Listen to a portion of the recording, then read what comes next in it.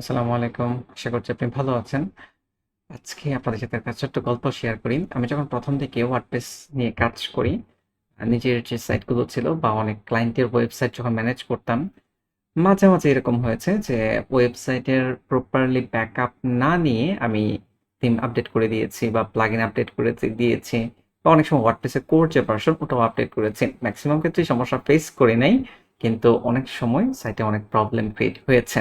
Fatal error আসছে, আরো অনেক ধরনের এরর ফেস করেছি। ওকে? এখন এইটা আসলে কখনোই করা উচিত না। একটা ওয়েবসাইটের ব্যাকআপ না নিয়ে কখনোই আপডেট করাটা উচিত না।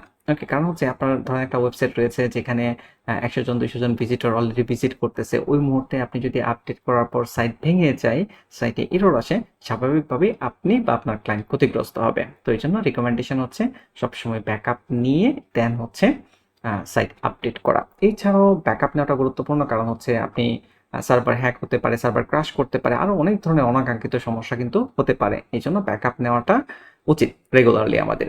তো গতকালকে আমরা আমাদের কোরাস ফাউন্ডেশন সাইটে একটি আর্টিকেল পাবলিশ করেছি কিভাবে আপনি আপনার ওয়ার্ডপ্রেস ওয়েবসাইট ব্যাকআপ নিতে পারেন।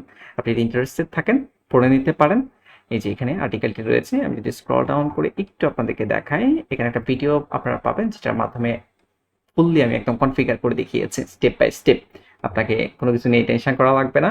আর আর্টিকেলটিতে আমরা যে টপিকগুলো কভার করেছি, ব্যাকআপ লিস্ট কি এবং হচ্ছে কেন আপনি ব্যবহার করবেন, কিভাবে এটা আপনি ব্যবহার করবেন, এবং হচ্ছে এটার আবার দুইটা ভার্সন রয়েছে, ফ্রি এবং প্রিমিয়াম ভার্সন। ফ্রি ভার্সনও আমরা দেখিয়েছি, আবার প্রিমিয়াম ভার্সনও দেখিয়েছি। যার যেটা প্রয়োজন সে সেটা ব্যবহার করবে।